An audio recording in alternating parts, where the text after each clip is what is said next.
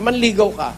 Sabihin mo sa nililigawan mo, alam mo, ako'y naglakbay sa Roma, sa Italia, kung saan ako nakarating. Maraming magagandang tanawin doon. Doon ko nakita yung Eiffel Tower of Paris. Nakarating ako sa Taj Mahal Tomb sa India. Kung ano pinagsasabi mo. Teka, ano ba talaga gusto mo? Papunta na tayo ron. Matuwa kaya yung nililigawan mo kung ano-ano pinagsasabi mo. Diretsuhin mo na. Alam mo, may gusto ko sa'yo. Kung may gusto ka rin, sabihin mo sa akin. Kung ayaw mo, alis na ako. Di ba? Sabi nga ng Tagalog, ang pagsasabi ng tapat ay pagsasama ng maluwat.